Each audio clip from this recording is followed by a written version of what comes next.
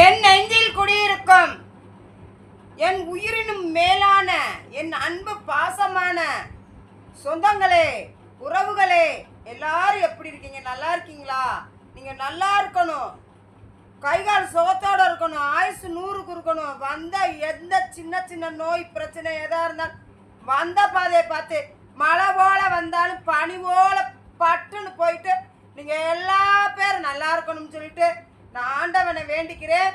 ஏண்டி நீ என்னடி தெய்வமானு கேட்காதீங்க, தெய்வ ரூபத்தில் தான் நான் இருக்கேன். உங்களுக்கு தெரியாது என்னை பற்றி. கடவுள் ரூபத்தில் தான் எனக்கு ஒரு நல்ல வழியை கொடுத்துருக்கு. எனக்கு ஒரு நல்ல, நான் எதுக்கு யாருக்குனாலும் மன நொந்து சொன்னேன்னா பழிக்குது. அதனால் கண்ணால் பார்த்துக்கிட்டு தான் இருக்கேன். அதனால் நீங்களும் நல்லா இருக்கணும். முடியும் யூடியூப்பில் இருக்க எல்லா பேரும், எங்கள் சொந்த பந்தம் எல்லா பேரும், அடித்தவங்க அடிக்காதவங்க, பேசினவங்க பேசாதவங்க, கெடுதல் செஞ்சவங்க செய்யாதவங்க, எல்லா பேரும் உங்கள் கணக்குக்கு நீங்கள் ஒரு தப்பு பண்ணியிருப்பீங்க. ஆனால் மறப்போம் மன்னிப்போம்னு நான் அதை மனசுக்குள்ளேயே வச்சுக்கிற மாட்டேன். நீங்கள் எவ்வளவுதான் என்னதான் சூது வினயம் இருந்தாலும், பொதுவான கருத்து இது இருந்தாலும் அதை பற்றி நான் ஐ டோன்ட் கேர். என் பாதை, என் தனி வழி, அந்த வழியாக போய்கொண்டே இருப்பேன் எப்பொழுதுமே.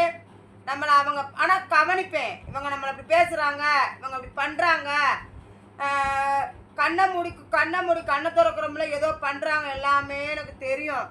இருந்தாலும் நான் அதை கண்டு கொள்ள மாட்டேன். எது நடந்தாலும் நான் கும்புற தெய்வம் என் குலசாமி, வாழ வந்த அம்மா. அம்மா புண்ணியத்தில் எல்லா தெய்வங்களும் எனக்கு முன்னாடி வந்து நிற்கும். சரியா? அந்த 18ஆம் படி கருப்பேன், அந்த ஊர் காவலேன், நொண்டி கருப்பேன், திருப்பால நொண்டி கருப்பேன், இப்படி நிறைய தெய்வங்கள் சமயத்தில் வரும். சமயபுரத்தை ஆண்டவராகிய இயேசு கிறிஸ்து நாமத்தினாலே சோத்திரம். அல்லேலூயா. ஆண்டவரே சோத்திரம், சோத்திரம், சோத்திரம். இவர் நம்ம அல்லாஜி, அல்லாஹு அக்பர், அவர் நம்ம சாமி தான். எல்லா பேருக்கும் முன்னாடி சொல்கிறேன், நம்ம நல்லதே நினைப்போம், நல்லதே நடக்கும். நீங்கள் நினைக்கிற மாதிரி கிடையாது. நம்ம செய்கிற தப்பு அந்த காலத்தில் பாட்டையும் பூட்டையும் செஞ்சாங்க, அதுதான் இந்த பிள்ளைகளை கஷ்டப்படுதுன்னு பேசுவாங்க. Never never, nothing nothing, never.